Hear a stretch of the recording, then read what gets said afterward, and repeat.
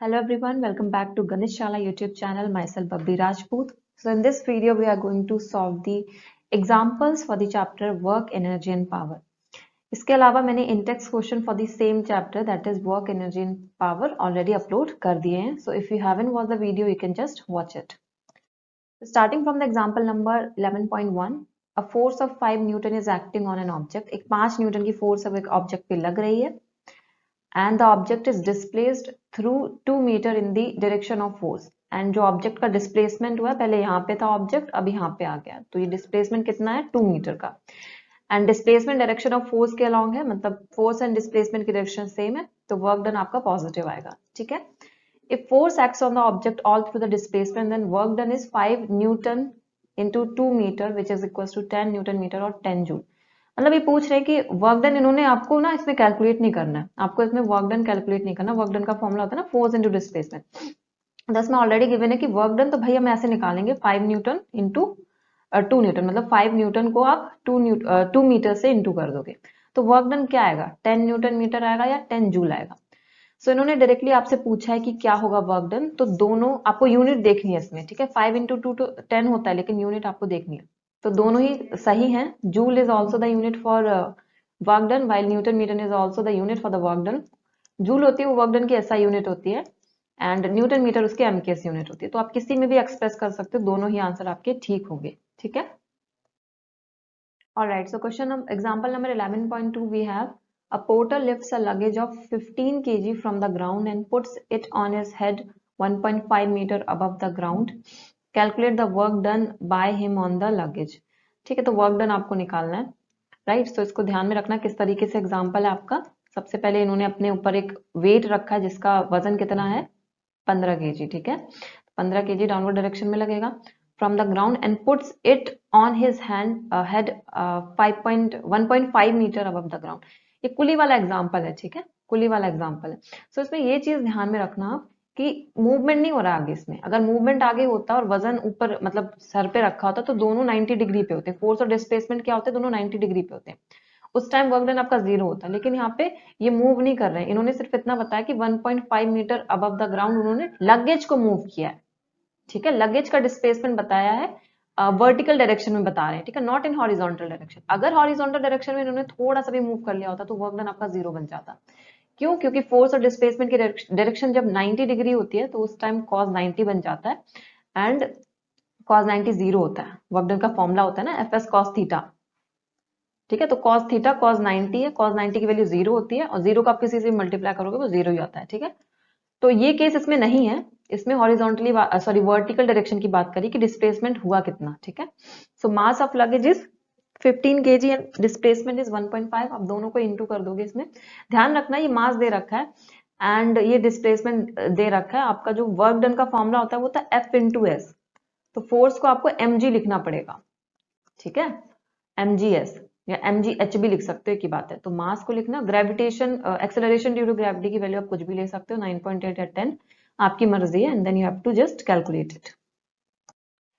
Example number 3, an object of mass 15 kg is moving with a uniform velocity of 4 meter per second. What is its kinetic energy possessed by the object? So ये directly formula based है, लेकिन given आपको लिखना है properly क्या क्या आपको given है. मास ऑफ द ऑब्जेक्ट जिसको हम m से रिप्रेजेंट कर रहे हैं that is 15 kg. Velocity of object जिसको हम v से डिनोट कर रहे हैं that is your 4 metre per second. And kinetic energy that is E that is you have to find. So आप काइनेटिक एनर्जी को किसी फॉर्म में भी लिख सकते हो, के के फॉर्म में भी या E के फॉर्म में भी. ठीक है. So it is half mv square. Directly आपको फॉर्मूला रखना है और यहाँ पे स्क्वायर करना मत भूलना, ये जरूर मिस्टेक करोगे. So energy will be 120 joule. Question number 11.4.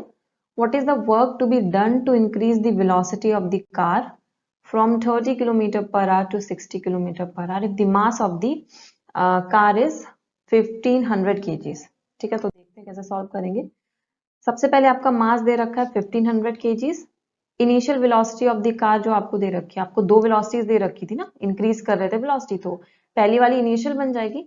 And make sure आप किलोमीटर पर आवर को मीटर पर सेकेंड में चेंज करो. तो ट्रिक होती है एक, किलोमीटर पर आवर को आप जब चेंज करते हो मीटर पर सेकेंड में तो आप क्या करते हो 5/18 से मल्टीप्लाई कर देते हो, नहीं तो आप वो पुराना मेथड भी अप्लाई कर सकते हो कि किलोमीटर पर आवर को मीटर पर सेकंड में चेंज करना है तो ऊपर 1000 का मल्टीप्लाई करो और नीचे 16 × 60, आपकी मर्जी है, आंसर दोनों में सेम आएगा, ठीक है।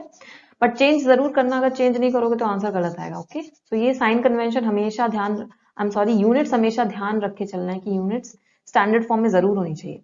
सो इट इज 25/3 और फाइनल वेलोसिटी आपकी आएगी 50/3 मीटर पर सेकंड, ठीक है। तो इससे हम इनिशियल काइनेटिक एनर्जी निकाल लेंगे, ठीक है। यहाँ ध्यान रखना मास तो दोनों में सेम रहेगा, ठीक है। मान लो एक कार है आपके पास और आप एक रास्ते पे चल रहे हो, आपने शुरुआत की तब आपकी वेलोसिटी थी 25/3 मीटर पर सेकंड, ठीक है।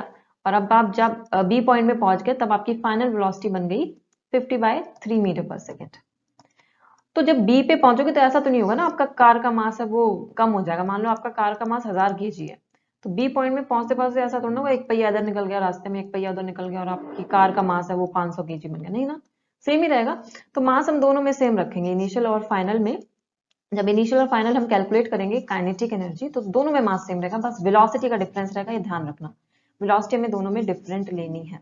तो इनिशियल में हमने इनिशियल वेलोसिटी ले ली अपनी, दैट इज दिस, ठीक है। तो हमारी काइनेटिक एनर्जी इतनी आ गई और फाइनल में हमने फाइनल वेलोसिटी ले ली, तो हमारी कैलकुलेट करके काइनेटिक एनर्जी ये आ गई। यहाँ ध्यान जरूर रखना, ये ना बहुत मिस्टेक होती है, इसलिए मैं बार बार रिपीट कर रही हूँ ताकि आप मिस्टेक ना करो। ये v² होता है, v लिख के मत आ जाना सिर्फ। सो अब हम क्या करेंगे, वर्क डन। वर्क डन होता है, फॉर्मूला मैंने बताया था, ये वर्क डन होता है change in kinetic energy, change in any type of energy, change in kinetic यहाँ पे पूछा गया तो काइनेटिक एनर्जी को हम लिख देंगे। Delta is the representation of change, और चेंज हमेशा ध्यान रखना जब भी फिजिकल क्वांटिटी में चेंज पूछा जाता है तो फाइनल क्वांटिटी को माइनस करते हैं इनिशियल से। तो यहाँ पे सिंस काइनेटिक एनर्जी का चेंज निकाल रहे हैं तो final kinetic energy minus initial kinetic energy, and your answer will be this, ठीक है। Now the question number, example number 5, find the energy, इसमें एनर्जी आपको निकालना है, possessed by an object of mass 10 kg, 10 kg मास है इसका, height है वो 6 मीटर है, above the ground, given 9, अच्छा जी आपको दे रखा 9.8 मीटर पर सेकंड स्क्वायर। ध्यान रखना इसको, जी को अगर आपको क्वेश्चन में मेंशन है ना जी की वैल्यू तो वही लिया करो। तो इसमें आपको कौन सी एनर्जी पूछ रहे हैं, पोटेंशियल एनर्जी, ठीक है। आपको समझ आ गया होगा, mgh फॉर्मूला होता है और डायरेक्टली आपको फॉर्मूले में रखना है और जी की वैल्यू 9.8 ही लेनी है, ठीक है। Potential energy is 588 joules. Next is example number 11.6, an object of mass 12 kg is at a certain height above the ground, मतलब कोई मान लो यहाँ पे 12 kg का हमने मास रख दिया, ठीक है।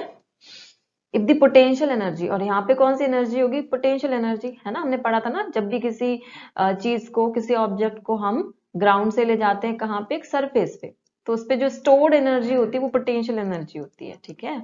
और बॉडी रेस्ट में भी होनी चाहिए, ठीक है। सो इसकी जो पोटेंशियल एनर्जी है वो हमें है 480 joules given, and find the height, ये हाइट फाइंड करनी है हमें, ठीक है, जिसपे रखा है, ये भी डायरेक्टली फॉर्मुला बेस्ड है, जी की वैल्यू उन्होंने दे रखी है 10 मीटर पर सेकंड स्क्वायर, तो आपको सिंपली फॉर्मुला लगाना है, पोटेंशियल एनर्जी इज mgh, ठीक है। पोटेंशियल एनर्जी आपको कितनी गिवन है, 480, मास आपको गिवन है 12, जी आपको 10 रखना है और एच आपको निकालना है, ठीक है। अब ये दोनों क्या होंगे, ये इसके डिनोमिनेटर में इधर शिफ्ट होके आ जाएंगे, that is 480 upon 12 into 10 which is equal to height, एक 0 से एक 0 कैंसिल एंड 12 4 जा, सो आपकी हाइट है वो कितनी आ गई 4 meter.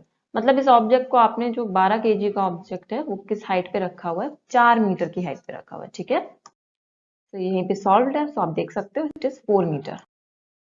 Question number 7, that is 2 girls each of weight, ध्यान रखना वेट दे रखा है यहाँ पे, वेट अगर दे रखा तो यूनिट न्यूटन में जरूर होनी चाहिए, यही डिफरेंस होता है, मास को पहचानना है तो यूनिट केजी में होगी, वेट एक टाइप का फोर्स होता है तो यूनिट न्यूटन में होगी। तो 2 लड़कियां हैं, ईच ऑफ वेट, दोनों का वेट बराबर है, मान लो एक लड़की ये है एक ये है, तो वेट ऑफ ए गर्ल हमारा कितना है 400 newton, weight of B girl कितना है वो भी है हमारा 400 newton. Alright, climbs up a rope through a height of, मान लो ये दीवार है, ठीक है, एंड दे जस्ट उन्होंने एक शर्त लगाई कि हम क्या करते हैं, वॉल क्लाइंबिंग करते हैं, ठीक है। तो ये रोप है और ये इसको क्लाइंब कर रही हैं, और दीवार की जो हाइट है वो 8 मीटर है, तो दोनों के लिए 8 मीटर रहेगी, ठीक है। अगर ये लड़की ए है ये बी है तो दोनों के लिए वॉल की हाइट सेम ही रहेगी, ठीक है।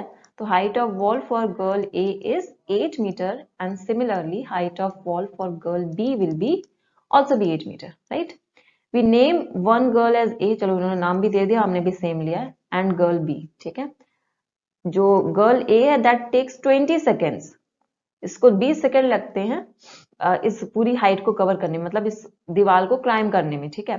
तो देख लेते हैं यहाँ पे, time taken by girl is 20 seconds, while B को 50 सेकेंड लगते हैं, ठीक है, मतलब उसको ज्यादा टाइम लग रहा है, 50 सेकेंड।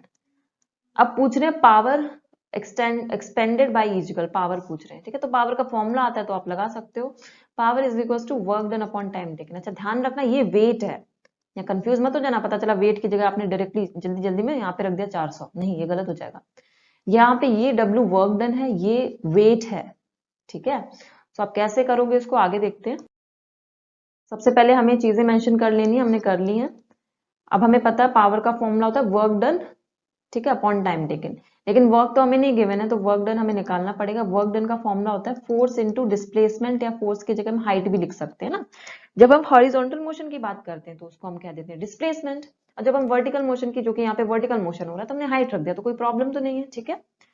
ऑल राइट, यहाँ पे फोर्स क्या गिवन है, आप पूछोगे मैम फोर्स क्या है, तो फोर्स वेट है, मैंने बोला था ना वेट एक टाइप का फोर्स होता है, तो फोर्स क्या है यहाँ पे, वेट है, ठीक है। सो आप यहाँ पे हम क्या करेंगे, फोर्स ऑफ गर्ल ए रख देंगे, दैट इज 400 न्यूटन, जो कि उसका वेट है, इनटू हाइट कितनी है 8 है, और टाइम लग रहा है 20, तो पावर लग रही है 160 वॉट, ठीक है। एंड गर्ल बी की अगर हम बात करें तो सेम हम फॉर्मूले में रख देंगे, एंड पावर इसकी आ जाएगी 64 वॉट, ठीक है। इसको कितनी पावर लग, इसकी कितनी पावर है 64 वॉट। तो जो गर्ल ए है उसकी पावर ज्यादा है, और गर्ल बी है उसकी पावर कम है, ठीक है, क्योंकि अब हम समझ भी सकते हैं टाइम उसने कम लिया था ना, लड़की ने 20 सेकेंड लिया था, गर्ल ए ने टाइम 20 सेकेंड लिया था सेम दीवार को क्रॉस करने में, और इसने 50 सेकेंड ले लिया था, तो ऑफ कोर्स पहली वाली की पावर ज्यादा होगी, ठीक है, उसके पास ज्यादा शक्ति है, तो जिसकी वजह से वो जल्दी से दीवार पार कर गई, और इसके पास कम है पावर, ठीक है। Next example number 8, a boy of mass 50 kg, mass 50 kg runs up a staircase of 45 steps, ये ध्यान रखना है, इसमें थोड़ा सा ध्यान देना आपको। एक स्टेयर केस है, उसमें 45 स्टेप्स हैं, 45 तो मैं नहीं ड्रॉ कर रही, मान लो मैंने कुछ ही ड्रॉ कर दिए, ठीक है। और एक लड़का है जिसका मास है 50 kg, वो इस पे दौड़ के जा रहा है, 45 स्टेप्स उसने कवर किए, और टाइम जो लगा इसको 45 स्टेप्स कवर करने में वो 9 सेकेंड लगा। The height of each step, एक स्टेप की हाइट दे रखी है, यहाँ पे ध्यान रखना, थोड़ी मैथ्स लगेगी, फिर हम फिजिक्स भी लगाएंगे। तो एक स्टेप की हाइट 15 सेंटीमीटर, मतलब इस स्टेप की हाइट 15 सेंटीमीटर, फिर इस स्टेप की हाइट भी 15 सेंटीमीटर, ठीक है। ध्यान रखना पूरी सीढ़ी की हाइट नहीं दे रखी 15 सेंटीमीटर, एक की दे रखी है। तो आपने मैथ्स में पढ़ा होगा ना, अगर एक की अगर हाइट आपको पता है 15 सेंटीमीटर, तो 45 स्टेप्स की कितनी हाइट हो जाएगी, मतलब कितनी हो जाएगी 45 स्टेप्स की हाइट, दैट इज 45 इंटू 15, ऐसे तो करेंगे ना, जो भी आंसर आ रहा है वो हाइट हो जाएगी आपकी स्टेयर्स की, मतलब वो स्टेयर जो इस लड़के ने अभी चढ़ी है, ठीक है। मतलब स्टार्ट किया अगर ए पॉइंट से और एंड हो रहा है बी पॉइंट से, 45th स्टेयर केस पे अगर वो पहुंच रहा है, तो कितनी हाइट उसने चल ली है, that is 45 into 15। So I hope आपको इतनी मैथ्स तो समझ में आती होगी। सो हाइट हम ऐसे निकाल लेंगे इसकी, ठीक है। बाकी हमारे पास सारी चीजें, अब आगे देखते हैं कैसे सॉल्व करना है। जी की वैल्यू गिवन थी क्वेश्चन में 10 मीटर पर सेकेंड स्क्वायर, तो वो आपको वही लेनी है, ठीक है। सो हाइट ऑफ स्टेयरकेस आपने कैसे निकाली, हाइट ऑफ ईच स्टेप और into steps taken by boy. So height of each step was 15, लेकिन ध्यान रखना 15 सेंटीमीटर गिवन था, तो इसको हमें मीटर में चेंज करना है, तो मैंने डिवाइडेड बाय 100 कर लिया इनटू 45, ठीक है, दैट इज योर 6.75 मीटर्स।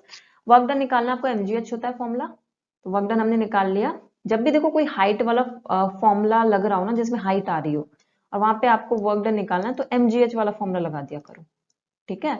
और वहां पे आपको पोटेंशियल एनर्जी पूछी जाएगी, क्योंकि पोटेंशियल एनर्जी का फॉर्मूला ही होता है ना mgh, और हमें पता है वर्क डन होता है वो एनर्जी के बराबर होता है, ठीक है। सो इससे हम निकाल लेंगे, दैट इज योर 3375 जूल्स आ जाएगी वर्क डन, ठीक है। पावर का फॉर्मूला होता है work done upon time taken, simply work done जो भी आया वो रखो, और टाइम आपको 9 सेकंड गिवन था, and your power will be 375 what.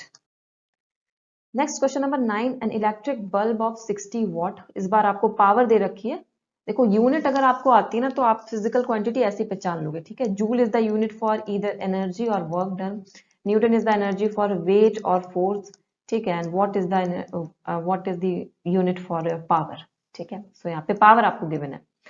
So electrical bulb है जिसकी पावर कितनी है 60 watt, is used for 6 hour per day, हर दिन वो 6 घंटे के लिए यूज होता है।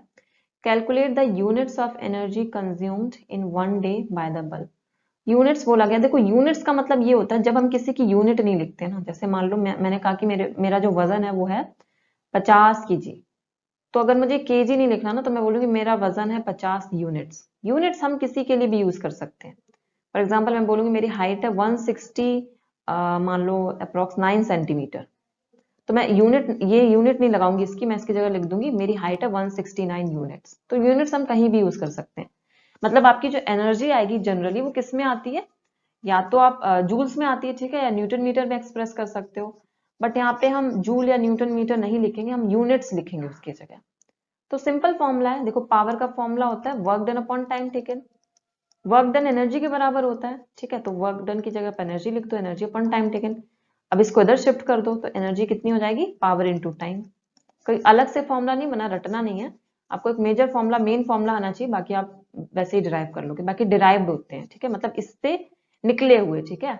ओरिजिनल फॉर्मूला तो आपका power is equal to electrical energy या वर्क डन हम बोल सकते हैं अपॉन टाइम टेकन होता है, ठीक है। ये एनर्जी लिखो या वर्क डन लिखो, अपॉन में मत मान लेना इसे, ठीक है, या आप एनर्जी लिखोगे या वर्क डन लिखोगे, ठीक है, दोनों में से एक। सो इसी को शिफ्ट करके एक नया फॉर्मूला बना दिया गया। सो आपका आंसर आ जाएगा 0.36 यूनिट्स, ठीक है। ऑल राइट, सो फिनिश हो गया हमारे एग्जाम्पल्स, जितने भी थे हमने सारे कर लिए। विद दैट आपके इंटेक्स क्वेश्चंस तो हो ही गए, आप कंप्लीट करते जाइए उनको। एंड ग्रेविटेशन चैप्टर के भी I had uploaded all the intext examples as well as your exercise questions, right? So thank you so much for watching this video. Study hard and keep watching the videos.